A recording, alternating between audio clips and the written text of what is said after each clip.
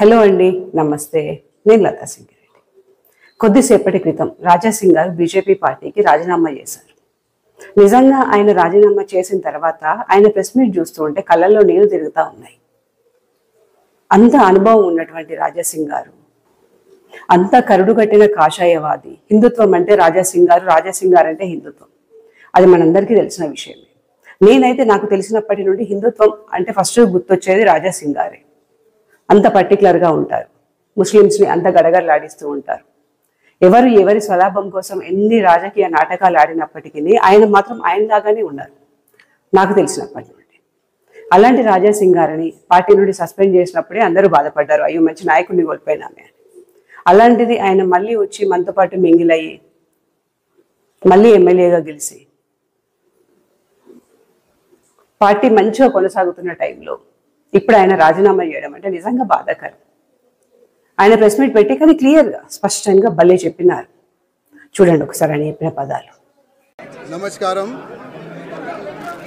Nomination ఏఎన్కి నేను వచ్చినాను. ఒక ముహూర్తం ఉంటుంది, ఒక మంచి సమయం ఉంటుంది. ఆ సమయం చూసిన తర్వాత నేను పార్టీ ఆఫీస్కి వచ్చినాను. ఫామ్ కూడా తీసుకున్నాను. ఈ ఫామ్లో 10 మెంబర్స్ కౌన్సిలింగ్ మెంబర్ సైన్ కావాలి, సంతకం కావాలి. ఆల్రెడీ చాలామంది మాకు ఆశీర్వాదం ఇచ్చే అట్లాంటి కార్యకర్తలకి మాట్లాడి ఇక్కడ తీసుకొని కూడా వచ్చినాం. స్టేట్ కౌన్సిలింగ్ మెంబర్ ఇక్కడ వచ్చిన తర్వాత వాళ్ళకి ఫోన్ చేసి పోస్ట్లో ఉంటావా, సస్పెండ్ చేయాలా అని వాళ్ళకి బెదిరించి ఇక్కడ నుంచి పంపించేసినారు. ముగ్గురు మా ఎంబడి వచ్చినారు. ఆ ముగ్గురే సైన్లు పెట్టినారు. ఇంకా దాదాపు 7 మెంబర్స్ సైన్ కావాలి. 10 మెంబర్స్ సంతకం చేసిన తర్వాతనే మనం ఈ ఫామ్కి మనం సబ్మిట్ చేయొచ్చు.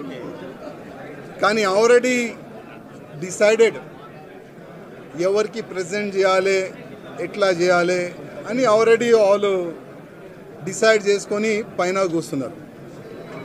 దురదృష్టం ఏంటంటే 2014 నుంచి ఎన్ని ఇబ్బందులు భరించి ఇక్కడి వరకు వస్తున్నానంటే ఇవాళ నేను టెర్రరిస్ట్కి టార్గెట్లో ఉన్నా. నేను కాకుండా నా ఫ్యామిలీ మొత్తం ఆ టెర్రరిస్ట్ టార్గెట్లో ఉన్నారు. కానీ ఎంత కష్టపడి ఇవాళ లేకపోతే రేపు బీజేపీ గవర్నమెంట్ తెలంగాణలో వస్తుంది అనుకున్నాం. కానీ ఏంటంటే తెలంగాణలో బీజేపీ రావద్దు అనేవాళ్ళు చాలా జమ అయిపోయినారు పెద్దలు. ఇప్పుడు వాళ్ళే అనుకోకపోతే మేము ఎంత కష్టపడి మా ఫ్యామిలీని రిక్స్ చేసిన తర్వాత, ఇంత పని చేసిన తర్వాత లాభం మేము ఉండవు కదా. అందుకోసం అయ్యా మీ పార్టీకి దండం, మీకు దండం అని ఒక లవ్ లెటర్ ఇచ్చి వెళ్తున్నాం. జై శ్రీరామ్. ఇది పరిస్థితి. పార్టీలో అంత పెద్ద నాయకుడు, అంత గుర్తింపు ఉన్నటువంటి, అంత తెగింపు ఉన్నటువంటి, అంత మంచి నాయకుడు, అన్నిసార్లు ఎమ్మెల్యేగా గెలిచినటువంటి రాజా సింగ్ గారే పార్టీలో మింగిల్ అవ్వలేదు అంటే ఈరోజు సామాన్య కార్యకర్త పరిస్థితి ఏంటి? అంటే పార్టీలో ఉండాలంటే ఆ ఇద్దరు ముగ్గురు నాయకులకి నచ్చితేనే పార్టీలో ఉండాలి, లేదంటే పార్టీలో మింగిల్ అవ్వలేరు. వాళ్ళు ఏది చెప్తే అధిష్టానం అదే వింటది. సామాన్యుడికి, నిజంగా పార్టీ కోసం కష్టపడే వారికి పార్టీలో గుర్తింపు అనేది అసలే లేదు. ఇది రాజా సింగ్ గారి మాటలు. తెలంగాణలో బీజేపీని అధికారంలోకి తీసుకురావడం నిజంగా మా వాళ్ళకి ఎవరికి ఇష్టం లేనట్టుంది. నిజంగా ఇష్టం ఉంటే ఈరోజు ప్రెసిడెంట్ ఇలా ఇవ్వరు కదా. ఏకగ్రీవ ఎన్నికనట. అసలు రామచంద్రరావు గారు ఎంతమంది కార్యకర్తలకి తెలుసు? సీఎం కూతుర్నే ఓడించినటువంటి ధర్మపురి అరవింద్ గారు పనికి రాలేదు. హిందుత్వం కోసం అంత కొట్లాడుతున్నటువంటి బండి సంజయ్ కుమార్ గారు పనికి రాలేదు. అసలు కమలం పువ్వు అంటేనే తెలియనటువంటి హుజరాబాద్లో గులాబీ గూటి నుండి బయటకు వచ్చి బై ఎలక్షన్లో కొట్లాడి వాళ్ళ పైన గెలిచి నెగ్గి చూపించినటువంటి ఈటల గారు పనికి రాలేదు. రామచంద్రరావు గారు మాత్రం పనికొచ్చారా? కనీసం నామినేషన్ వేసే ఆప్షన్ కూడా ఆయనకి ఇవ్వలేదంట. రాజా సింగ్ గారు క్లియర్గా చెప్తున్నారు.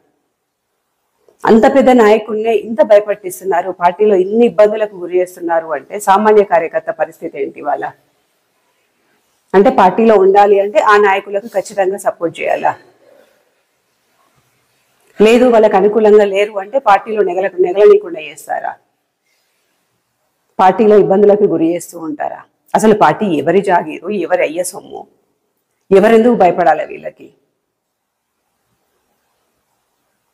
నిజంగా రాజాసింగ్ గారు చెప్పినట్టు ఆ 2-3 చెప్పింది మాత్రమే నడుస్తోంది పార్టీలో. మిగతా వాళ్ళకి అసలు గుర్తింపు అనేదే లేదు. వాళ్ళు ఎంత కష్టపడ్డా కూడా పార్టీలో ఎదగనివ్వరు. ఇప్పుడు ఈ గంటలో ఒక 4-5 తమ్ముళ్ళు కూడా మాట్లాడినారు. మేము ఇంత కష్టపడి పక్క పార్టీ వంతో మాటలు పడి అన్ని రకాల బూతులు తిట్టిపించుకొని ఫ్యామిలీని గాలికి వదిలేసి పార్టీని అధికారంలోకి తీసుకొస్తామని కష్టపడితే లాస్ట్ మినిట్లో ఇలాగ చేశారక్క. ఇంకెక్కడ అధికారంలోకి వస్తుంది తెలంగాణలో బీజేపీ? సో కష్టపడడం వేస్ట్, మేము కూడా సైలెంట్ అయిపోతాము అన్నది తమ్ముళ్ళ వాదన. అటు రాజాసింగ్ గారు చెప్పింది విన్నా, ఇటు తమ్ముళ్ళు చెప్పింది విన్నా కూడా నిజమేనేమో అనిపిస్తుంది కదా. ఇంత టఫ్ ఉన్న తెలంగాణలో అటు టఫ్ ఉంది, ఇటు ఈజీ కూడా ఉంది. మంచి నాయకుడు ఉంటే సడన్ గా దూసుకొని పోయి సీఎం కుర్చీలో కూర్చోవచ్చు. చేతుల వరకు వచ్చిన అవకాశాన్ని మన అధిష్టానమే చేతులారా పోగొడుతుంది. రాజాసింగ్ గారు మాట్లాడిన ప్రతి మాట 100కి 200% రైట్. అది మీ స్వార్థం కోసం, మీ గుర్తింపు కోసం తెలంగాణలో పార్టీని పాతి పెడుతున్నారు. ఇది అక్షర సత్యం, అక్షరాల నిజం. కేవలం రాజాసింగ్ గారు కాదు, ఈటలను కూడా ఇబ్బంది పెడుతున్నారు. కేవలం ఒక్కరిద్దరి స్వార్థం కోసం తెలంగాణలో ఉన్న బీజేపీ నాయకులని, కార్యకర్తలని, వాళ్ళకు అనుకూలంగా లేనటువంటి శ్రేణులను కంప్లీట్ గా ఇబ్బందుల పాలు చేస్తున్నారు. కక్ష సాధింపు చర్యలకు పాల్పడుతున్నారు. పుసుక్కనే ఎవరైనా కొంచెం ఒక మాట వాళ్ళకి ఆపోజిట్ గా మాట్లాడినా అంటే సోషల్ మీడియాలో వేసుకుంటారు భయంకరమైన బూతులతో. వాళ్ళే చర్చలు పెట్టుకుంటారు, దానిలోకి వీళ్ళ పేరుని తీసుకొస్తారు. అక్కడ మొత్తం వాళ్ళకి నోటికి వచ్చిన మాటలు తిడతా ఉంటారు. వాళ్ళు ఎవరి మనుషులో కూడా అందరికీ తెలుసు. ఇట్లా రాజాసింగ్ గారి దగ్గర నుండి ఈటల రాజేందర్ గారైనా, అంతకుముందు కిషన్ రెడ్డి గారినైనా, కింది స్థాయి కార్యకర్తలనైనా, వాళ్ళు వీళ్ళంటూ వాళ్ళకేం ఉండదు. ఎవరు కొంచెం గట్టిగా వాయిస్ రేజ్ చేస్తే వాళ్ళపైన పోస్టులు పెట్టి రకరకాలుగా సతాయిస్తారు. ఆ సతాయింపులకు భయపడే ఎవరు వాళ్ళకి ఆపోజిట్ గా మాట్లాడట్లేదు. కానీ ఇలాగ ఎన్ని రోజులు? రాజాసింగ్ గారు చెప్పడమే కాదు, నేను కూడా ఖచ్చితంగా చెప్తున్నాను, ఈ ఏకపక్ష నిర్ణయాలు, తెలంగాణలో ఉన్న ఒక నాయకుడు చెప్తే అధిష్టానం అదే చేయడాలు, కేవలం ఆ సమూహం, ఆ 2-3 మాత్రమే కలిసి మొత్తం వాళ్ళదే బీజేపీ అన్నట్టు దూసుకుపోవడాలు, వాళ్ళ కార్యకర్తల హరాస్మెంట్, ఇవన్నీ చూస్తూ ఉంటే నిజంగా కొద్ది రోజుల్లో బీజేపీ మొత్తం ఖాళీ అవుతుందేమో అనిపిస్తుంది. కార్యకర్తలు కూడా చాలా కష్టపడ్డారు ఇన్ని రోజులు. మొన్నటి వరకు బీఆర్ఎస్ వచ్చింది, ఇప్పుడు కాంగ్రెస్ వచ్చింది. సరే మొన్న అంటే మా టైం బాగాలేదు, ఈసారి అయినా ఖచ్చితంగా బీజేపీ తెచ్చుకుందాము అని కింద స్థాయి కార్యకర్తలు చాలా కష్టపడుతున్నారు. కానీ వాళ్ళ కష్టం మొత్తాన్ని ఊళ్ళలో పోసిన పన్నీరులాగా చేసేశారు. ఇప్పుడు ఎంత కష్టపడ్డా కూడా తెలంగాణలో బీజేపీ రాదు, అది అందరికీ అర్థమైంది. కానీ నిజంగా చేతులారా మనమే నాశనం చేసుకుంటున్నాం. ఇది రైట్ టైం, తెలంగాణలో బీజేపీ తెచ్చుకోవడానికి రైట్ టైము. కానీ కంప్లీట్ గా రాజాసింగ్ గారు లాంటి నాయకుడిని కోల్పోయినాము. తొందరలో నేడో రేపో ఈటల గారిని కూడా కోల్పోతాము. నాకు తెలిసి ఈటల రాజేందర్ గారు, ధర్మపురి అరవింద్ గారు కూడా పార్టీలో డౌటే, వాళ్ళు కూడా వెళ్తారు అని వినికిడి. వీళ్ళందరూ పోయిన తర్వాత మనం కూర్చొని చెమ్మచెక్కలు ఆడుకుందామా? ఇంకా దేనికి పార్టీ ఏం చేస్తారు? మీరు ఎమ్మెల్యేలు, మీరు ఎంపీలు, మీరు అధ్యక్షులు అయిపోతే సరిపోయిందా? మిగతా కార్యకర్తల పరిస్థితి ఏంటి? వాళ్ళ భవిష్యత్తు ఏంటి?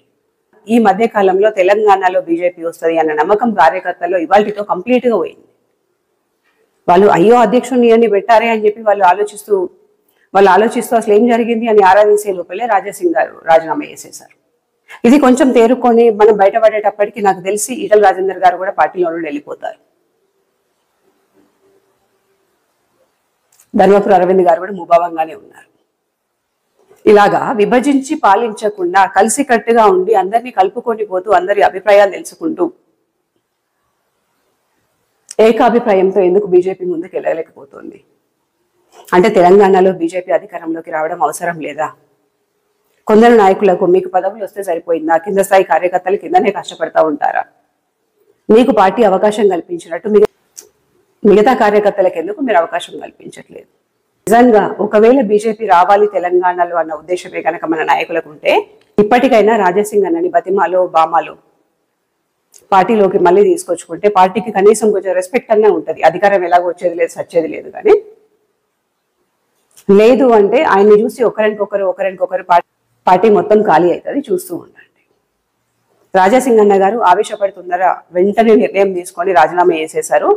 కానీ చాలా మంది ఎప్పుడైతే ఆయనకి పగ్గాలు ఇచ్చారో అప్పటి నుండి ఈ గంట 2 గంటల్లో చాలా మంది అదే నిర్ణయంతో ఉన్నారు.